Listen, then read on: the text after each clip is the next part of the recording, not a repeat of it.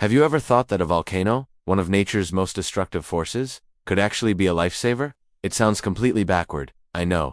We see volcanoes as bringers of chaos, spewing lava and ash, destroying everything in their path. But what if I told you that centuries ago, these fiery giants might have saved our planet from a far more insidious threat? Today, we're diving deep into the incredible, almost unbelievable story of how massive volcanic eruptions acted as Earth's unlikely guardians. Let's set the scene. Imagine a world without the industrial pollution we know today. A world powered by wind, water, and muscle. It seems idyllic, right? Cleaner, simpler. But even then, humanity was starting to leave its mark on the atmosphere, and not in a good way. The story begins long before the first steam engine, back when civilizations were clearing vast forests for agriculture and burning wood for fuel. This was the start of a slow, creeping change in our planet's climate. Scientists studying ice cores from Antarctica and Greenland, these amazing frozen time capsules, discovered something peculiar. They can analyze tiny air bubbles trapped in the ice from thousands of years ago to measure the composition of the ancient atmosphere. And what they found was a gradual, but steady, increase in greenhouse gases like carbon dioxide and methane, starting thousands of years ago, long before the Industrial Revolution. This uptick coincided with the expansion of agriculture in Europe and Asia. More people meant more land needed to be cleared, and clearing land often meant burning forests, releasing carbon into the air. Similarly, the rise of rice cultivation and flooded paddies released significant amounts of methane. This early pre-industrial warming was subtle, but it was real. Earth was on a trajectory to become warmer, potentially disrupting natural climate cycles. Climate models suggest that this slow-burn warming might have been enough to prevent the next scheduled ice age. Now, avoiding an ice age might sound like a good thing, but it's all about balance. Unchecked, this warming could have led to its own set of problems, creating a climate instability that our ancestors were not prepared for. Earth's climate system is like a finely tuned orchestra, and humanity was playing a new, slightly off-key instrument. So, where do the volcanoes come in? Well, just as this human-induced warming was gaining momentum, Earth's geology decided to put on a show. A series of colossal volcanic eruptions occurred, one after another, creating a period of intense volcanic activity, unlike anything seen in modern history. We're not talking about your average eruption here. These were monster events, like the 1257 eruption of Mount Samalas in Indonesia, which was one of the largest of the last millennium. Then there was the eruption of Kuwait in the Pacific in the 1450s, and later Tambora in 1815, which famously led to the year without a summer. When these massive volcanoes erupt, they don't just spew lava, they blast enormous quantities of sulfur dioxide gas high into the stratosphere. Up there, this gas reacts with water vapor to form a fine mist of sulfuric acid droplets, creating a reflective haze that spreads around the globe. Think of it as a giant, natural sunshade for the planet.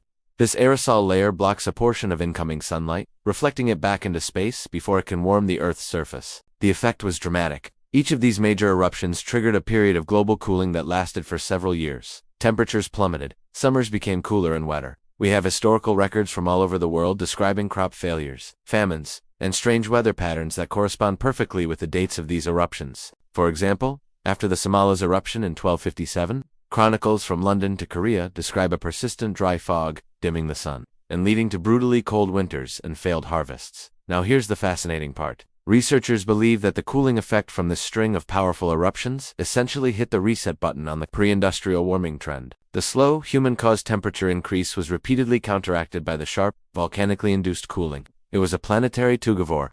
Humanity was slowly pushing the climate towards a warmer state, and the volcanoes were forcefully pulling it back towards a cooler one.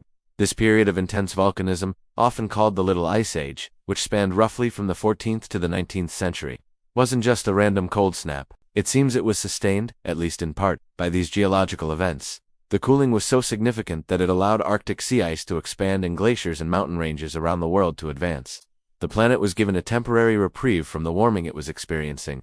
So, in a strange twist of fate, did these eruptions save us? It's a complex question, but the evidence suggests they played a crucial role in stabilizing the climate at a critical juncture. By temporarily cooling the planet, they offset the early greenhouse gas emissions from agriculture and deforestation, preventing a runaway warming scenario before the industrial era even began. It's like Earth's own immune system kicking in to fight off a fever. The eruptions, while catastrophic for the people living through them, may have inadvertently kept the global climate system within a more stable range for a few extra centuries. This gives us an incredible new perspective on the Earth system. It's a reminder that our planet is not a static backdrop for human history, but an active, dynamic participant. Geological forces, operating on a scale we can barely comprehend, have shaped not just our landscapes, but our climate and, ultimately, our destiny. Of course, this is not a solution for our current climate crisis. The idea of geoengineering by intentionally pumping aerosols into the stratosphere is inspired by this natural process, but it's fraught with immense risks and unknown side effects. What these ancient eruptions teach us is not that we should rely on volcanoes to save us, but that the climate is a delicate balance of powerful forces.